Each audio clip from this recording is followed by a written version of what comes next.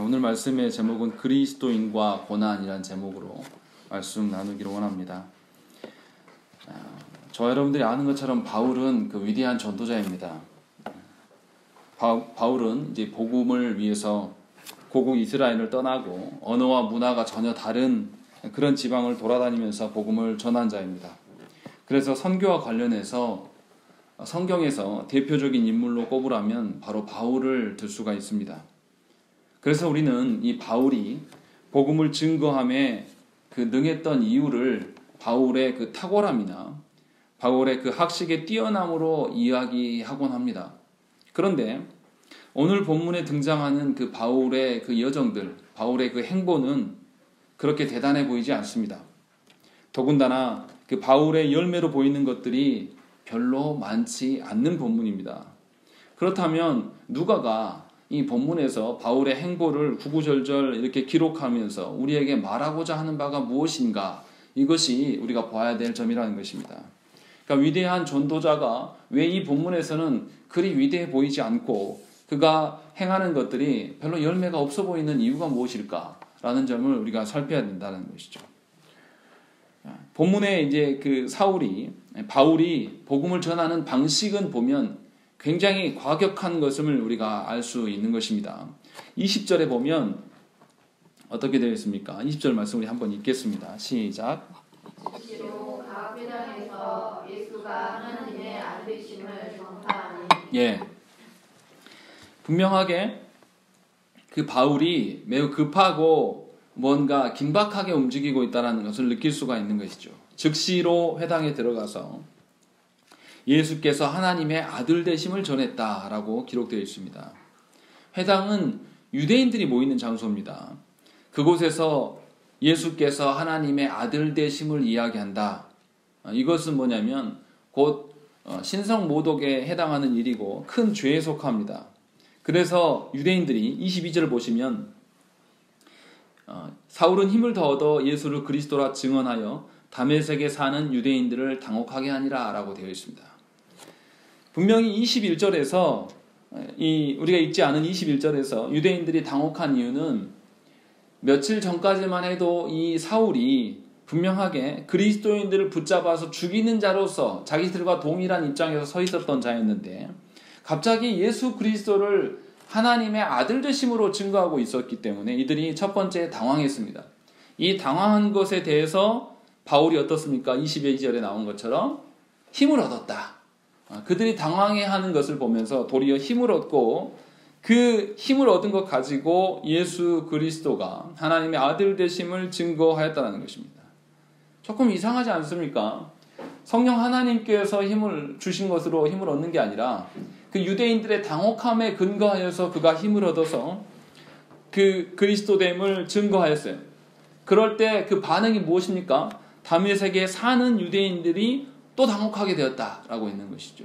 물론 그 복음의 그 급박성, 긴급성으로 인하여서 분명히 복음을 들었던 자들이 자신의 삶이 잘못되었고 그릇되었던 것을 깨달았을 때 당혹함이 있습니다. 그러나 이상하게도 이 사도 바울은 그들의 당혹스러움에 대해서 반응하고 그것에 대해서 더 전진해 나아가는 것을 볼 수가 있습니다. 뭔가 매우 과격한 느낌이 들고 이 사울이 전하는 방식이 굽힐 줄 모르는 그런 성향에서는 긍정적이지만 그의 복음 전함으로 인하여서 회개하고 돌아왔다라는 기록이 없다라는 것입니다. 그런 점에서 이 사울의 전도 방식이 뭔가 이상해 보이는 부분이 분명히 있습니다. 또 우리가 본문에 나와 있는 것처럼 29절 말씀을 보시면 우리 29절 말씀 한번 읽겠습니다. 시작. 또 주 예수의 이름으로 담대히 말하고 헬라파 유대인들과 함께 말하며 변론하니 그 사람들이 죽이려고 힘쓰거늘. 예, 29절에서도 보면 변론하였다. 이 말의 다른 뜻은 논쟁하였다라는 뜻입니다. 논쟁하고 있다라는 것이요. 복음을 제시하는 것이 아니라 싸우고 있다라는 뜻입니다. 그러니까 이 바울이 복음을 증거하는 이 방식에 있어서 너무나 그 과격하고 급박한 모습을 우리가 살필 수가 있는 것입니다. 바울이 복음 전도자로서의 본 사람이 누구일까요?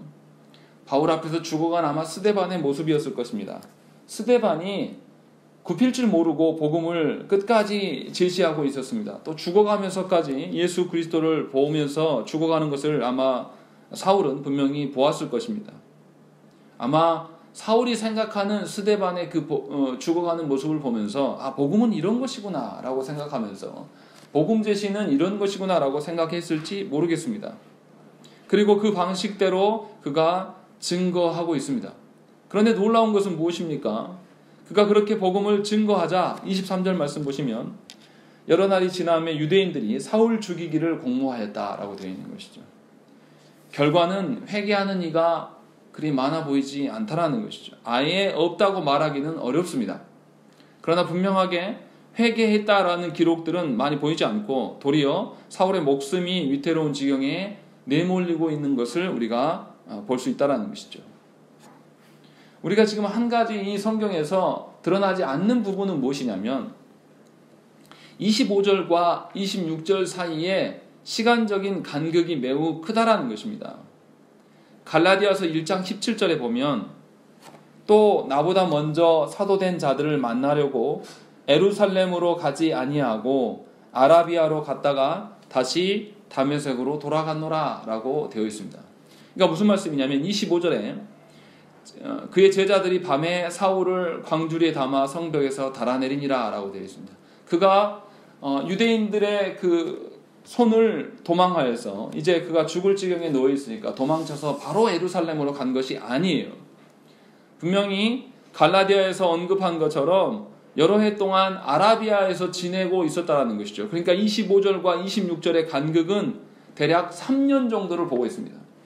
성경에는 시간적 간극에 대한 것들이 기록이 많이 나와 있지 않습니다. 그래서 우리는 간과하고 넘어가는 경우가 있는데 분명히 3년이 지났습니다. 그리고 나서 예루살렘의 여정이 드러나는 것이죠. 그런데 3년을 지나고 난 이후에 그 사울의 태도를 보시면 우리가 아까 29절 읽었던 말씀처럼 사울이 여전히 변론하고 있고 논쟁하려는 태도로 복음을 전하는 것을 볼 수가 있다는 것이죠. 결국은 이 논쟁하는 것으로 말미암아서 예루살렘에 있는 유대인들과도 이 관계가 틀어지고 그들이 아마 이 사울을 죽이려고 했던 것으로 보여집니다. 사울의 그 과거의 행보를 보면 분명히 예루살렘에 가면 자신들의 지인이 유대인 지인들이 분명히 있었을 거예요. 그런데도 불구하고 그들과 어떤 그 관계적인 측면을 다 끊어내는 점에서는 분명히 긍정적이지만 그의 전도 방식에 있어서는 무언가 이상해 보이는 부분이 분명히 있다는 것이죠. 이렇게 우리가 생각했던 방식과 다르게 이 사울의 그 전도가 매우 과격하고 이 과격한 전도 방식은 열매가 얻어지지 않는 것을 우리가 볼 수 있다는 것이죠. 제가 드리고 싶은 이야기는 무엇이냐면 사울이 나중에 이방 전도를 행할 때 무엇까지 쓰지 않냐면 자신이 알고 있는 그 수사학이나 어떤 자신이 알고 있는 어떤 변론의 기술들을 자신이 쓰지 않아요. 오로지 복음만을 전달하기 위하여서 그가 듣는 청중의 입장에서 순수한 복음을 주기 위해서 자신의 가진 성향까지도 버리는 자예요. 사울이 그렇게 전도했던 자예요. 그리고 자신의 이름도 사울에서 바울로 바꾼 이유는 뭐냐면 이 헬라인들이 이 이방인들이 사울이라는 이름보다는 바울이라는 이름이 훨씬 더 부르기 편하고 그들의 언어가 아람어기 때문에 아람어로 바꾸는 과정에서 일어난 이름인 것이죠. 이름까지도 바꿔가는 자가 오늘 본문에서 보면 이상하게 유대인들의 입장에서 복음을 전하고 있지 않다라는 것을 우리가 볼 수 있다는 것이죠. 지금 이 누가가 바울의 이러한 행보들을 왜 이런 방식으로 기록하고 있는가? 이것이 이제 우리의 문제라는 것입니다. 그렇다면 이제 바울의 그 전도 방식이 굉장히 과격하고 뭔가 이상해 보이는 부분이 있다고 우리가 알고 있습니다. 이것을 전제해 놓고 다음 이야기를 해보면 하나님께서 왜 사울을 쓰시고자 하는가? 이 부분인 것이죠. 하나님께서 사울을 어떻게 쓰고 계시는가? 이 부분이 우리가 생각해야 될 부분입니다. 그렇다면 먼저 이 본문의 전후 관계를 우리가 살펴야 돼요. 우리가 지난주에 읽었던 그 본문의 말씀을 한번 보시겠습니다. 15절과 16절 말씀을 우리 함께 읽겠습니다. 읽겠습니다. 시작. 주께서 이르시되 가라. 이 사람은 내 이름을 이방인과 민군들과 이스라엘 자손들에게 전하기 위하여 택한 나의 그릇이라. 그가 내 이름을 위하여 얼마나 고난을 받아야 할 것을 내가 그에게 보이리라 하시니. 예, 분명하게 이 15절과 16절에서 바울에게 주어진 사명이 두 가지임을 우리가 알 수 있습니다. 하나는 예수의 이름을 증거하는 것이며 또 하나는 고난을 당하게 될 것을 말씀하신다는 것입니다. 그렇다면 오늘 본문에서 드러난 대로 사울이 유대인들로부터 죽임을 당하는 그런 위태로운 지경에 내몰리는 이유가 무엇이었냐, 그 원인이 무엇이었냐가 우리가 알 수 있다는 것이죠. 바울의 그 전도 방식이 과격했기 때문에 그가 위태로운 지경에 내몰린 것이 아니라는 것입니다. 분명하게 이미 하나님께서 바울이 겪어야 될 두 가지, 예수 그리스도의 이름을 증거할 것과 증거하는 과정 중에서 분명히 고난을 당하게 될 것이다 라는 것을 분명히 밝히고 있다는 것이죠. 그러니까 하나님의 그 계획대로, 하나님의 그 말씀대로 실현되어져 가는 과정 중에서 일어나는 일이라는 것입니다. 그러니까 사울의 전도 방식에 대해서 우리가 의문을 품었는데 사실은 그 전도 방식의 목적, 그 전도 방식 때문에 그러한 것이 아니라 하나님께서 바울이 고난을 당하는 것이 마땅함을 이미 말씀하셨다라는 것입니다. 제가 드리고 싶은 이야기는 뭐냐면, 신자인 우리들이 주의 일을 행할 때에 큰 다짐을 합니다. 그리고 나서 하나님께서 주신 사명에 임하는 경우가 있습니다. 그런데 이상한 것은 뭐냐면 그 사명에 임한다고 해서 하나님의 도우심으로 그 일이 착착 진행되어 가지 않는다는 것입니다. 그리고 우리는 거기서 이 일이 진행되지 않을 때 우리가 헷갈려하는 것이죠. 괴로워하는 것입니다. 왜 그럴까요? 우리가 하나님의 말씀을 보고 이 말씀의 기준들로 나를 돌아보고 우리 가정을 돌아보고 우리 교회와 조국교회를 돌아봤을 때 별로 긍정적이지 않아요. 매우 날이 서게 되고 타락한 교회를 보면서 오히려 우리가 반대하고 거기에 대해서 항거합니다. 그것이 하나님의 뜻이다라고 생각을 하는 경우가 있다는 것이죠. 그런데 분명히 우리가 알아야 될 것은 본문에서도 분명히 말씀되어지는 것처럼 하나님이 이 바울에게, 사울에게 위험한 지경에 놓이게 하시는 것은 말씀대로 실현되어져 가고 있음을 우리가 보아야 된다는 것입니다.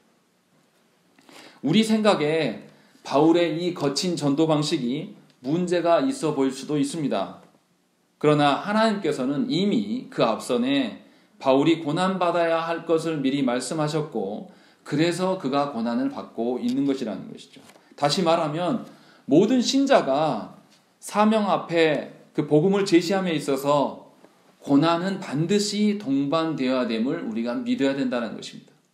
이것이 사울 개인의 일로만 있는 것이 아니라 분명하게 내 16절에 나와 있는 것처럼 내 이름을 위하여 얼마나 고난을 받아야 할 것을 내가 그에게 보이겠다라고 말씀하신 것처럼 이 사명 앞에 선 모든 자들은 이 고난이 당연한 것임을 우리가 알아야 된다는 것입니다. 그렇다면 하나님께서는 우리에게, 신자들에게, 그것도 사명을 앞에 둔 자들에게 왜 고난을 주시는 것일까요? 고난을 통해서 하나님께서 바라고자 하는 바가 무엇일까요? 이 부분에 대해서 우리가 생각을 해봐야 됩니다. 우리가 잘 아는 것처럼 모세도 40세에 자신의 사명을 자각하고 깨닫습니다. 그런데 이 모세의 사명을 누가 부인합니까? 동족 히브리인들이 부인합니다. 그 앞에서 이 모세가 아주 당황하고 당혹스러웠을 거예요. 왕자의 위치로서 애굽인 한 명 죽이는 것은 별 큰 일이 아니었을 것입니다. 그가 그 자리에서 도피하였던 것은 결국 그가 사명의 혼란을 느꼈기 때문에 도피한 것으로 볼 수가 있다는 것이죠. 마찬가지로 바울에게 하나님께서 이렇게 죽을 위기를 2번이나 주시는 이유가 무엇인지 우리가 한번 생각을 해봐야 되는 것이죠. 동일하게 하나님께서 말씀을 알고 사명을 실현하기 위하여서 서가는 그리스도인들을 이 조국교회 안에 많이 세우실 텐데 그들이 하나님의 사명 앞에서 늘 혼란스러워하고 좌절하는 이유가 무엇인지를 한번 우리가 점검해야 된다는 것이죠. 사명을 받은 자들이 반드시 고난을 받게 되어 있음을 우리가 인식하지 않는 것이 있고, 하나님께서 이 고난을 통해서 우리에게 어떤 유익을 주시는 것에 대해서 우리가 묵상하지 않기 때문에 이 문제를 해결할 수가 없다라는 것입니다. 이 점을 우리가 오늘 본문에서 살펴야 된다는 것이죠. 저 역시도 이 문제로 인하여서 늘 고민거리와 숙제가 있습니다. 해결되지가 않아요. 분명히 하나님 앞에서 정직하게 선다 생각하고 사명에 서는데, 제가 생각하는 것처럼 이 사명의 글이 녹록하지 않고 벌어지는 현상들은 과히 복음적이지 않은 일들이 계속 벌어지는 것을 보게 됩니다. 그런 것을 볼 때 우리가 이상하다 생각하고 하나님께 물어도 응답하시지 않는 하나님을 보면서 괴로워한다는 것이죠. 이것이 모든 신자들이 갖고 있는 딜레마입니다. 그런데 분명히 오늘 본문에서는 그것을 이야기하고 있습니다. 자, 본문으로 돌아가시면 바울은 전도한 이후에 도망자 신세로 전락했습니다. 아라비아에서 무려 3년의 기간 동안 머물렀습니다. 그런데 아라비아에서 무엇을 했는지 어떤 언급들이 없습니다. 성경은 이 부분에 대해서 철저히 침묵하고 있는 것이죠. 바울은 자신이 그리스도인됨을 제자들에게 인증받으려고 바로 예루살렘으로 가지 않았다라고 갈라디아서에서 분명히 밝히고 있습니다. 성경에서 침묵하고 있기 때문에 정확하게 아라비아에서 이 바울이 무엇을 했는지 알 수 없지만, 우리가 추측컨대 자신의 제자됨을 사람들에게 확인받지 않고 하나님 앞에 독대할 수 있는 기간으로서의 아라비아의 3년임을 우리가 추정할 수가 있습니다. 성경은 말하지 않고 있기 때문에 어디까지나 제 추정일 수도 있습니다. 그러나 분명하게 이 3년의 기간과 또 우리가 30절에 나와 있는 30절의 말씀 우리 한번 읽어보겠습니다. 읽겠습니다. 시작. 그들이 알고 가이사랴로 데리고 내려가서 다소로 보내니라. 예, 분명히 이 바울이 제자들에게도 바나바를 통해서 공증받고 제자됨을 확인받았습니다. 그런데 예루살렘에서 복음을 전하였을 때 그가 어떤 위치에 처합니까? 죽임을 당할 것 같아서 형제들이 이 바울을 피신시킵니다. 분명히 뭐라고 되어 있냐면 다소로 보냈다라고 되어 있습니다. 바울의 고향이 어디입니까? 다소예요. 고향으로 보낸 것이죠. 왜 고향으로 보냈을까요? 그를 지켜주고 보존할 만한 사람은 고향 친구들밖에 없는 것이죠. 안전하게 믿을 사람들은. 유대인들의 손에서 그를 지킬 수 있는 방편은 고향인 것이죠. 그러니까 고향으로 금이 환영한 것이 아니라 모든 것을 잃어버리고 낙향한 것입니다. 그리고 나서 사울에 대한 흔적이 성경에 나타나지 않고 이제 이방인 전도의 상황에 갔을 때 나타납니다. 그때까지의 그 기간이 이 30절부터 11장에 등장하는 그 기간까지가 보통 10년에서 11년을 봅니다. 그러니까 이 바울이 우리가 모르는, 성경에서 언급하지 않기 때문에 간과하는 그 기간이 굉장히 길었음을 알 수가 있는 것이죠. 자신의 사명을 발견하고 아라비아에서의 3년, 그리고 자기 고향에서 10년을 그냥 묻혀 지낸 것입니다. 도합 한 13년 정도, 14년을 이야기하는 분들도 있는데 여하튼간에 13년이든지 14년이든지 매우 긴 시간을 무명으로, 그것도 고향에서 보냈음을 우리가 알 수 있다는 것입니다. 실패하여서 결과가 없어서 고향으로 보내졌고, 거기에서 사울은 무엇을 생각했을까요? 하나님께서, 예수 그리스도께서 직접 자기를 찾아오시고 만나주신 그 이유에 대해서 아마 묵상하고 고민했던 세월이 되었을 것입니다. 하나님 앞에서 자기 자신이 어떠한 존재인가를 깊이 있게 묵상하고 하나님과의 그 교제하는 시간으로서 이 13년의 기간을 보냈을 것을 우리가 유추해 볼 수가 있다는 것이죠. 정리하면 바울이 다메섹과 예루살렘에서 복음을 전한 것은 누군가를 구원하는 데 목적이 있었던 것이 아닌 것으로 보여집니다. 오히려 바울을 이방인을 위한 그 복음의 그릇으로 연단하시려는 하나님의 그 뜻으로 하나님께서 복음의 실패를, 복음 전도의 그 실패를 경험케 하셔서 자기 자신을 돌아볼 수 있는 계기를 삼으시려고 하나님께서 이 다메섹과 예루살렘으로 보낸 것으로 추정할 수가 있는 것입니다. 왜 그렇습니까? 이방인의 사역에는 많은 어려움들이 있습니다. 우리가 아직 해보지 않으셔서 잘 경험이 없으시겠지만 이 외국인들에게 말이 통하지 않는, 또 말이 통한다 할지라도 문화와 어떤 형편과 상황이 다른 이들에게 복음을 증거한다는 것은 우리가 생각하는 것 이상의 장애물이 있습니다. 실제로 선교의 현장에서 고생하는 분들의 그 현장을 들여다보면 죽을 뻔한 위기들이 굉장히 많이 나타나고 어려움이 굉장히 많습니다. 이러한 핍박을 이미 하나님께서 알고 계셨고, 그것을 핍박 앞에 그가 흔들리지 않는 자로 서는 방편이 무엇이냐면 결국 이 바울은 하나님의 어떠하심을 깊이 아는 방편밖에 없다라는 것이죠. 그래서 하나님께 집중할 수 있는 시간을 하나님께서 13년이나 마련하고 계신다라는 것입니다.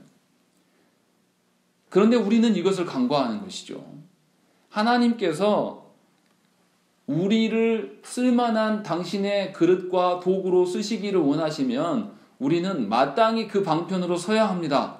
그런데 놀라운 것은 잠깐 은혜를 받고 사명에 눈을 떴다고 해서 우리가 하나님의 도구대로 쓰임 받을 수 있을 것이다 라고 우리는 생각한다는 것이죠.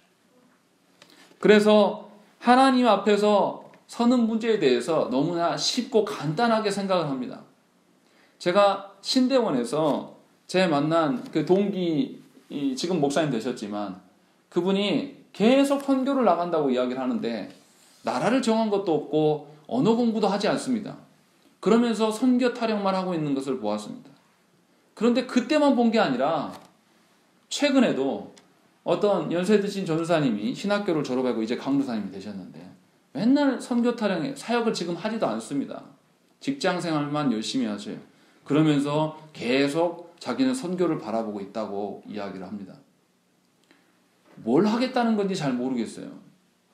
나라도 정해지지 않았고 언어에 대한 부분들도 노력함이 없고 문화에 대해서 알려고 하는 바도 없고 도대체 뭘 하겠다는 것인지 아주 신비적으로 하나님께서 기도하면 딱 변화시켜서 한 방에 보내시는 것을 바라고 있는 것인지 도무지 알 수가 없다는 것이죠. 제가 만났던 그 동기 목사님 탄자니아로 준비 없이 들어갔다가 모든 재산을 다 털어내고 나왔습니다. 지금 다시 훈련받고 있어요. 훈련만 수년째 받고 있는 것입니다. 언어도 안 돼요. 왜 이런 것들에 대해서 하나님 앞에 우리가 돌아보지 못할까요? 하나님께서 교회를 활용하는 방식에 대해서 우리가 심각하게 오해하고 있다는 것이죠. 우리가 주의 일을 하겠노라 다짐하면 길이 열리고 모든 것이 한 방에 해결될 것처럼 생각을 합니다. 그래서 개척하면 무조건 잘 될 것으로 생각한다는 것이죠. 아무런 근거도 없고 아무런 준비도 없고 하나님을 향한 깊은 묵상과 하나님과의 끈끈한 교제함도 없으면서 개척을 운운하고 개척교회에 몸담으면서 뭔가 변화를 추구하는 것은 너무나도 미련하고 바보스러운 방식으로 서 있는 것입니다. 하나님 앞에서 헌신하는 자들이 그 모양이라는 것이죠. 이것이 우리 시대의 성도됨의 모습입니다. 저와 여러분들이 이 부분에서 나는 그렇지 않다라고 발을 빼실 수가 있을까요? 저와 여러분들이 정말로 나는 하나님께서 부르심의 의미가 무엇인지 구체적으로 정확히 알고 있고 그것에 대해서 내가 변화되기 위하여서 지금 서 있다. 내가 복음 전도의 열머리를 거두기 위해서 쓰는 것이 아니라 지금 하나님께서 쓰시고자 하는 모양대로 어떠한 모양이든지 내가 변화될 수 있느라, 그렇게 변화되겠노라 라고 서 있는 것을 지금 묻고 있다는 것입니다. 우리는 큰 착각을 하는 것이죠. 우리가 하나님께 다짐만 하면 하나님이 우리를 맞추셔서 하나님 우리를 쓰셔서 하나님의 그 열매들을 우리가 맛보고 영광을 취하는 것을 주의 사명과 교회를 세워가는 방식으로 오해하고 있다는 것입니다. 그러나 분명히 우리가 아셔야 될 게 무엇입니까? 하나님께서는 당신의 일꾼을 변화시키셔서 새롭게 고쳐서 쓰시는 분이십니다. 이미 준비된 자를 사용하시는 분이 아니에요. 정확히 말하면 하나님께서 쓰시고자 하는 대로 본성적으로 태생적으로 준비되어 있는 자가 아무도 없다라는 것입니다. 죄인인 우리가 어떻게 하나님이 쓰실 만한 존재이겠습니까? 그렇기 때문에 주의 사명 앞에 선 우리는 하나님 앞에서 내 자신을 돌아봐야 됩니다. 내 자신이 하나님께서 쓰시고자 하는 방향대로 갱신되어져 가고 있는가를 늘 점검해야 되는 것이죠. 내가 정말 이 모습 이대로가 아닌 하나님께서 원하시는 방식대로 변화되기 위하여서 내가 신앙생활 해나가고 하루하루를 살아가고 있는지를 점검하시라는 것이죠. 그냥 사명을 다짐한 것만도 너무나 큰 고백이고 너무나 큰 헌신이라고 생각하여서 하나님께서 자신을 변화시켜 주시지도 않는데 그냥 이 하나님의 일이 될 것처럼 생각하지 말라라는 것입니다. 그렇게 되면 어떻게 됩니까? 자신의 변화를 꿈꾸지 아니하고 주의 일이 순탄하게 될 것처럼 바라보면 어떻게 됩니까? 결국은 열매 없음에 대해서 스스로 분노하고 성급해지고 결국은 스스로 좌절하고 넘어집니다. 누가 아무도 건드리지 않았어요. 그냥 자신의 교만함으로 자신의 그 교만이 극에 달아서 분노함으로 스스로 넘어지는 것이죠. 누구를 향한 분노입니까? 하나님을 향한 분노예요. 이게 얼마나 교만합니까? 하나님의 사명을 받았노라고 엄청 스스로 감격해하면서 하나님 앞에 서는데 그의 태도는 아주 불손한 것이죠. 아주 교만함으로 하나님께 서 있는 것을 우리가 볼 수 있다는 것이죠. 저와 여러분들은 주의 부르심 앞에 우리 자신의 어떠함을 돌아보셔야 됩니다. 하나님께서 나를 반드시 변화시키겠다라는 그 변화의 의지를 갖고 서 있어야 된다는 것이죠. 하나님께서 나를 쓰시고자 하는 모양대로 나를 주물르시면 나는 그 모양 그대로 순응하면서 이렇게도 저렇게도 변화되겠다라는 심정으로 서 있어야 되는 것이죠. 그런 방식으로 가정과 교회를 바라보셔야 돼요.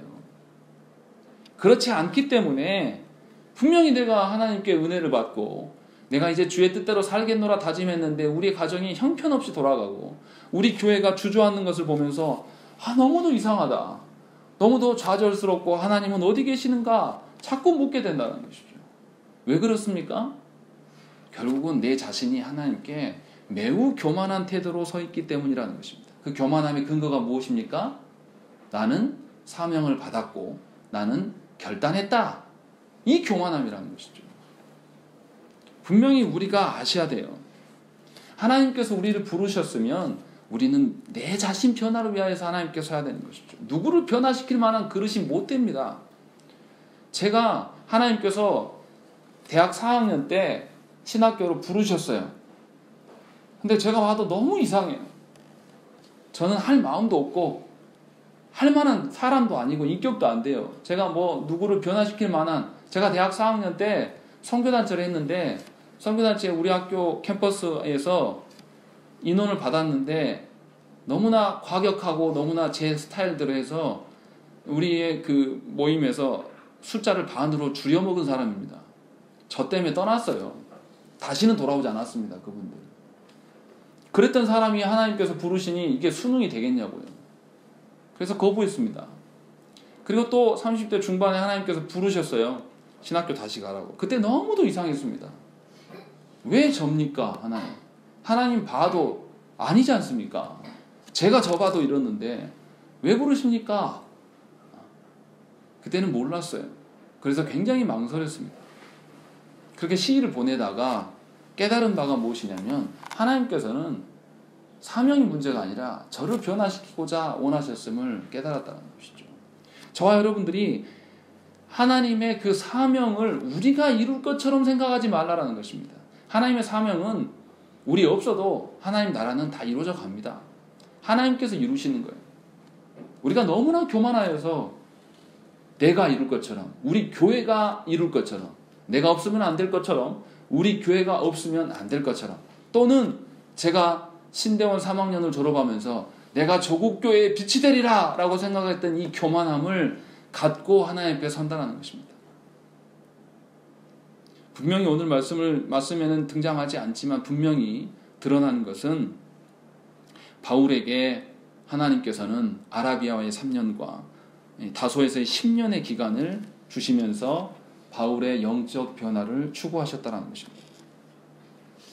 바울이 본인이 경험한 바대로가 아니라 온전히 하나님께서 주시는 긍휼과 하나님의 그 신적 성품을 닮아서 그가 변화되는 것을 이 기간 동안에 경험했을 것입니다.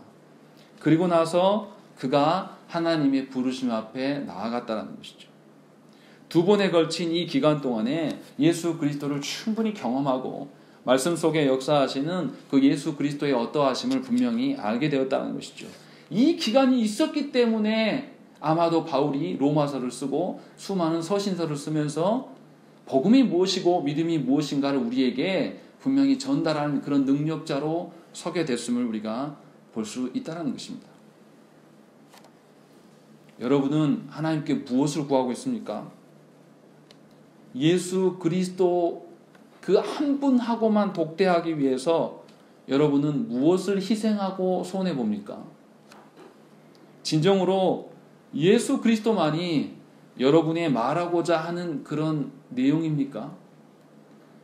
유일하게 예수 그리스도만이 여러분을 변화시킬 수 있다는 여러분의 소망이십니까? 그렇지 않다면 여러분들은 여러분들의 신자됨을 다시금 확인하셔야 돼요. 주일날 우리가 여기 왜 왔습니까? 예배드림으로 말미암아 우리의 영혼이 삼위 하나님으로 말미암아 변화되기 위해서 여기 왔어요. 교회에 다른 온 목적이 없습니다. 왜 우리가 신앙생활을 합니까? 하나님 앞에서 변화받기 위하여서 신앙생활을 해나가시는 거예요. 우리 손으로 무엇인가를 이뤄내고 무엇인가 우리의 업적과 공로를 세우기 위함이 절대 아니라는 것이에요. 그렇기 때문에 우리가 변화를 위해서 무엇을 해야 됩니까? 주님과 독대하는 일들에 열심을 내야 돼요. 하나님 앞에서 내 자신을 정직하게 설 수 있도록 주님과 깊이 있게 만나는 시간을 정해두고 그 시간을 남들에게 빼앗기지 않도록 지키셔야 된다는 것이죠. 하나님과 독대하는 시간이 매우 중요하다는 것이죠. 나 자신이 하는 일과 나의 계획이 하나님보다 앞서서는 안 된다는 것이죠. 우리의 계획이 어떻게 하나님의 기뻐하시는 것이며 우리의 계획이 어떻게 하나님의 뜻과 일치할 수 있겠습니까? 우리 모두는 속히 이러한 교만에서 빨리 벗어나야 됩니다. 벗어날 수 있는 방편은 무엇입니까? 오직 삼위 하나님께 의존하는 방식밖에는 없어요. 그 유혹과 교만도 우리가 떨쳐내지 못합니다. 성령 하나님께 온전히 의지할 때에 성령 하나님과의 깊은 교제 가운데 들어가야지만 우리는 변화의 시작이라도 할 수 있는 자들입니다. 여러분들이 교회 안에서 무엇을 이뤄낼 수 있을 것처럼 생각하지 마시라는 것입니다. 도리어 하나님이 나를 변화시킴으로 감격해야 되는 것이에요. 그것으로 충분합니다. 하나님이 무언가 부족해서 우리를 불렀겠습니까? 하나님이 뭔가 하실 수 없어서 우리를 불렀겠어요? 아닙니다. 순전히 우리를 위하여서 우리를 부르신 것. 그 점을 우리가 살피셔야 된다는 것이죠. 우리 25절 말씀을 우리 한번 읽어보겠습니다. 25절 읽겠습니다. 시작. 제자들이 밤에 사울을 검주리에 담아 성벽에서 달아내니라. 예, 이 사울을 누가 구원해 줍니까? 누가 다메섹에서 탈출시킵니까? 예, 사울의 제자들입니다. 사명을 받은 자의 위로는 하나님께서 사명을 통해서 붙여주신 영혼들입니다. 믿음으로 낳은 사람, 복음으로 낳은 사람이 위로라는 것이죠. 남이 낳은 자들을 모아두고 그것이 교회됨이다, 우리의 부흥이다 라고 이야기하는 것은 하나님께서 주시는 위로가 아니라는 것이죠. 다시 말하면 교회의 성장은 믿는 자들을, 이미 믿고 있는 자들을 많이 모으는 것이 교회의 성장이 아닙니다. 교회의 성장은 불신자와 회심치 못한 자들이 말씀으로 변화되는 것을 경험하는 것이 교회의 성장이며 부흥입니다. 영적인 자식을 출산하지 않으면서 수평 이동한 교인들을 많이 받아 거두어서 그들을 교회 안에 머물게 하는 것을 교회의 부흥이라고 말하는 분들이 너무나 많다라는 것이죠. 그러나 분명히 교회에 살아있음은 복음으로 말미암아서 영적인 자녀가 출생되어야 되고 이미 자녀된 자들이 복음으로 말미암아서 성장함이 있어야 되는 것이에요. 그것이 살아있는 교회의 모습이라는 것입니다. 어떤 영혼도 변화되지 않으면서 많은 사람들이 몰려들어서 대형교회를 이루는 것이 부흥이 아니란 말이에요. 이것이 우리가 교회됨의 큰 착각과 오해 속에 있다는 것이죠. 그렇게 해서 어떻게 합니까? 이런 오해를 갖고 있기 때문에 믿는 자들을 어떤 방식으로든 우리 교회에 끌어들이려고 하는 그런 행태가 우리 안에 드러난다는 것입니다. 하나님께서 기뻐하시겠습니까? 남의 교회에서 출산한 영혼들을 우리가 훔쳐오는 것인데 하나님께서 뭘 기뻐하겠어요? 이런 건 다르죠. 그 교회, 다른 교회 안에서 도저히 신앙생활을 할 수가 없어서 하나님과 독대하는 중에 하나님 뜻하신 바가 있으셔서 교회에 나와서 복음을 찾아서 우리 교회에 오는 경우야 뭐 다르다고 할 수 있지만 그것을 소망하는 것은 우리의 오해라는 것입니다. 우리의 불순함이다. 살아있고 건강한 교회가 되는 것은 이 교회를 통해서 예수 믿는 사람이 많아져야 되는 것이고 교회를 통해서 영혼의 변화를 많이 경험하는 것이 교회의 복이고 은혜입니다. 이러한 변화를 경험한 자들이 흔들림 없는 신앙생활을 해나갈 수가 있고 그들과 함께 그리스도의 피로 맺어진 한 형제됨을 경험할 수가 있고 또 그들에게 큰 열매이며 위로가 될 수가 있다는 것입니다. 그러니까 목사인 저에게 또 여러분들에게 하나님이 주시는 가장 큰 위로는 뭐냐면 우리 교회 안에 영혼의 회복과 영혼의 성장함이 드러나는 것을 보는 것이에요. 그것이 하나님의 은혜예요. 내 가정 안에 무슨 일이 일어나지 않더라도 우리 교회 안에 영혼의 변화가 일어나고 그 영혼의 회심과 그 영혼이 자라감이 눈에 띄게 드러나면 그게 얼마나 큰 은혜입니까? 이것이 교회됨의 생명력이라는 것입니다. 그렇기 때문에 저와 여러분 모두가 영혼의 변화를 위하여서 하나님께 구하고 나아가야 된다는 것입니다. 사람이 많아지고 적어짐에 대해서 근심하지 마십시오. 사람이 많고 적음은 하나님의 손에 달려있는 것이지 우리의 영역 밖의 일입니다. 하나님께서 행하시는 바대로 우리가 맡겨드려야 될 것이 우리가 해야 될 태도라는 것입니다. 그리고 마지막으로 31절 말씀을 우리 한번 읽겠습니다. 시작. 위하여 온 유대와 갈릴리와 사마리아 교회가 평안하여 든든히 서가고 주를 경외함과 성령의 위로로 진행하여 수가 더 많아지니라. 예, 이 31절 말씀과 비슷한 말씀이 6장 7절에도 있습니다. 우리 6장 7절 말씀을 찾아서 읽겠습니다.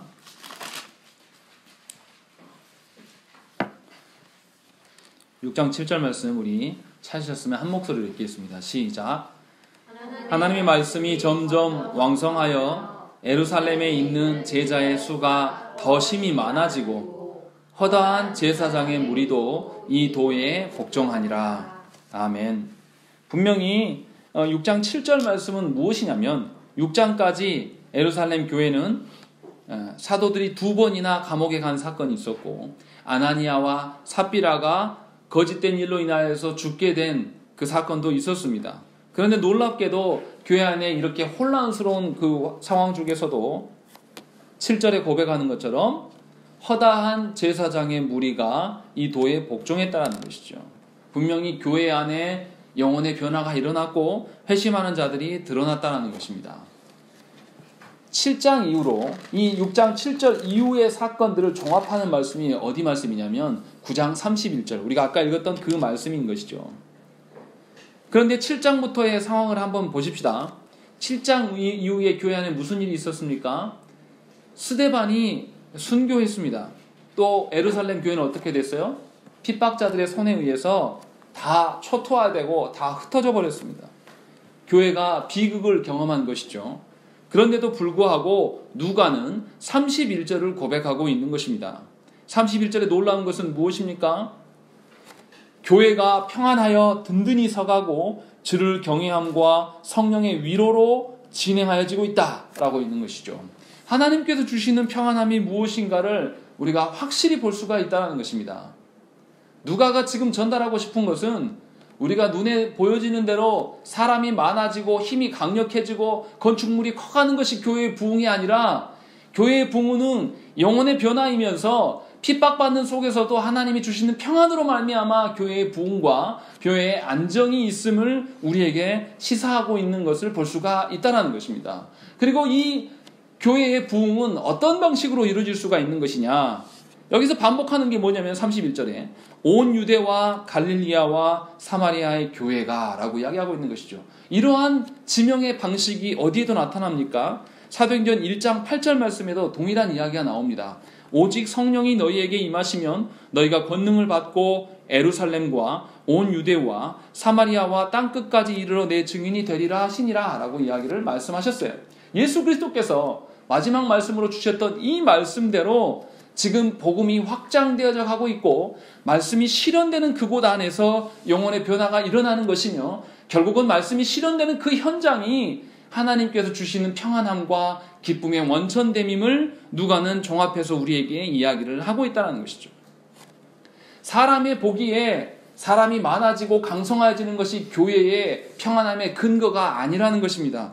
분명하게 교회의 존립 자체가 흔들리는 그런 상황 중에서도 교회가 복음으로 번져갖고 날마다 평안 가운데 드러나는 것은 하나님의 말씀에 있는 것이지 우리 눈에 보여지는 우리의 판단과 우리의 힘의 세력이 모아짐에 있는 것이 아니라는 것입니다. 여러분들은 어떠하십니까? 여러분들은 어떠한 방식으로 신앙생활을 해나가시고 소망을 품고 살아가십니까? 예수 믿고 칭찬 듣고 예수 믿고 존경받으면서 예수 믿고 만사 형통하는 것이 하나님의 일이고 위로라고 생각을 하십니까? 그렇다면 여러분들은 성경과 상관없는 자들입니다. 그런 방식으로 살아가면 조금만 나에게 힘들어진 일이 있으면 성경을 내팽개쳐 두고 그 일에 집중한다는 것이죠. 그 일이라는 거 우리 인생의 치명적인 일입니까? 치명적이지 않아요. 치명적이지 않은 일임에도 불구하고 우리는 어떻게 해요? 그 일로 눈물 짓고 죽을 것처럼 표정 짓고 살아가고 그 일이 이루어지지 않으면 내가 죽을 것처럼 이야기를 해요. 그리고 하나님 앞에 그 일만을 늘어놓고 있다는 것이죠. 하나님이 우리를 보면서 얼마나 답답해하시고 안타까워하시겠습니까? 우리 안에 예수 그리스도의 어떠하심이 고백되어져야 되고 예수 그리스도로 말미암아 우리가 핍박과 환난 속에서도 늘 즐거워하면서 살아가는 것이 정상이라고 성경은 말하고 있어요. 그런데 우리는 어떠냐면 개척하는 지 2년이 돼가는데도 부흥이 없고 숫자가 늘어나지 않아서 그것에 낙심하고 근심하고 어떻게 하면 나한테 위로가 생길까 이것을 하나님께 구한단 말이에요. 그게 아니라 하나님 말씀으로 우리를 충분히 위로하시고 말씀대로 실현해 가는 것을 계속 사건들과 모든 일들 가운데 보여주고 계시는데 그 위로를 받기를 거부하고 내가 바라는 위로만을 하나님께 늘어놓고 있는 것이 우리의 신앙생활의 모습이라는 것이죠. 이런 방식으로 교회는 세워져 가지 않습니다. 초대교회로부터 교회의 2000년 역사를 보십시오.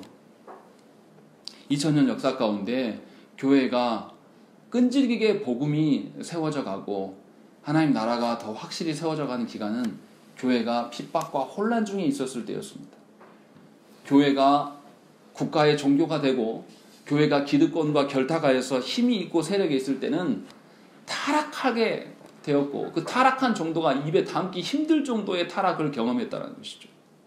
분명히 저와 여러분들 것은 그리스도인들이 하나님 앞에 선다라는 것은 인간적으로 세상의 방식으로 봤을 때는 손해가 있을 수 있고 핍박과 고난이 반드시 있다라는 것입니다. 그러한 중에도 놀랍게도 하나님의 말씀으로 우리 가운데 평안을 주신다라는 것입니다.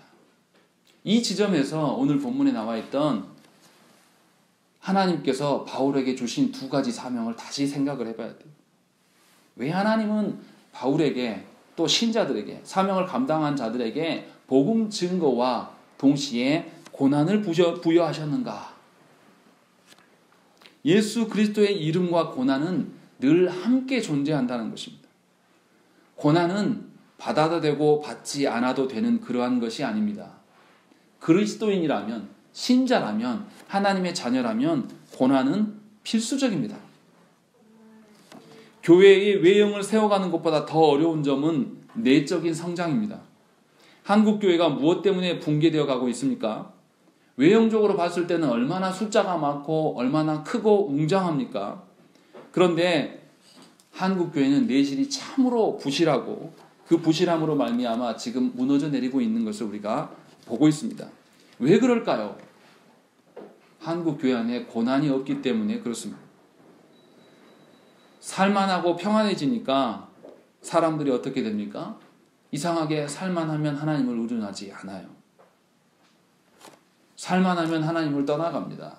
교회가 살만한 자들만의 모임이 되니까 맨날 치고받고 싸우는 것이고 힘이 결집되니까 목사들이 이 힘을 쓰려고 다른 일에 열심을 낸다는 것이죠. 왜 그렇습니까? 고난이 없기 때문에 그래요. 다른 말로 말하면 연단이 없기 때문에 그렇습니다. 주의 말씀을 통해서 우리가 신자 되었어요. 그러면 우리가 살아있다는 증거를 자라감을 통해서 드러내야 돼요. 자라간다는 것은 변화된다는 것이죠. 변화된다는 것은 뭡니까? 하나님께서 우리를 변화시키지 않으면 우리는 변화될 수 없는 존재예요. 다시 말하면 하나님의 기준대로 내가 변화되어 간다는 것은 내 기준을 벗어 던지고 새로운 기준으로 내가 바꿔가는 거예요. 생각을 해보세요. 나이 들어갈수록 새로운 거 배우기 왜 어렵습니까? 변화되기가 어려워지는 것이 인간의 생리예요. 그런데 하나님께서 우리에게 요구하시는 것은 뭐예요?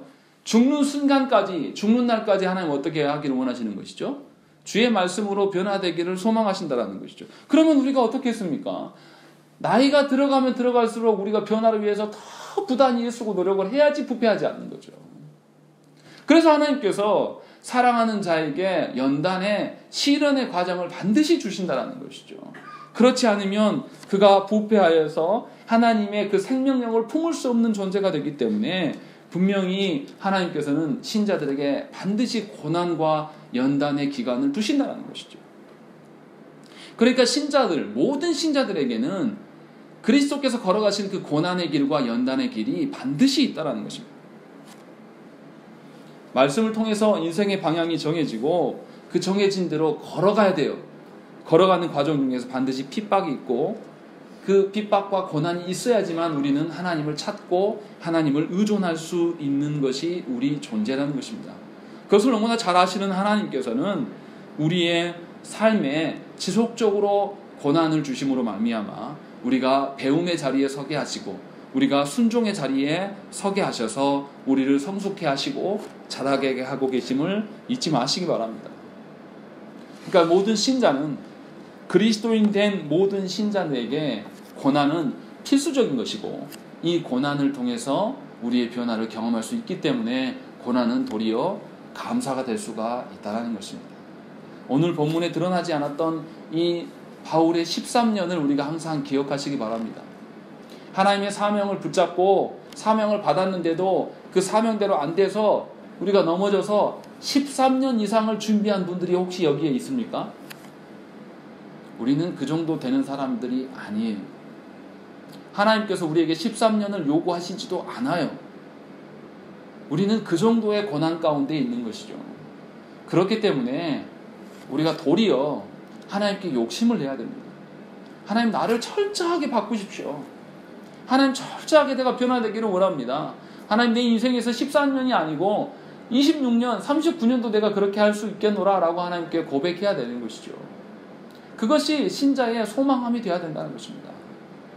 그러할 때에 우리는 말씀의 실현을 우리의 인생 가운데 보게 될 것입니다. 하나님께서 베풀어 주시는 이 주의 날, 주께 나와서 말씀을 듣고 하나님으로 우리가 갱신되어지는 일보다 더 중요한 일이 무엇이겠습니까? 이것을 여러분들이 만끽하고 경험하셔야 돼요. 그리고 여러분들이 변화되면요, 여러분들 둘러싸고 있는 영혼의 변화들은 하나님께서 하십니다. 여러분들이 변화시키려고 하지 마십시오. 내 자신도 변화시키지 못하는 우리가 누구를 변화시키겠습니까? 다만 우리는 하나님께서 나를 바꿔달라고 하나님께 기도하고 그 일에 우리가 목을 매야 되는 것입니다. 하나님께서 왜 응답하시지 않는 것처럼 나에게 고난을 주시고 계속 지속하십니까? 바로 저와 여러분들을 너무도 사랑하시기 때문에 그렇다는 것이죠. 하나님께서는 다른 어떠한 일들보다, 다른 어떠한 영혼보다 바로 내 영혼, 나 자신을 바꾸기를 원하셔서 부르고 계신다는 것입니다. 이 부름 앞에 우리가 기쁜 마음으로 순종의 자세로 나아가는 저와 여러분 되시기를 간절히 축원합니다. 우리 함께 기도하겠습니다.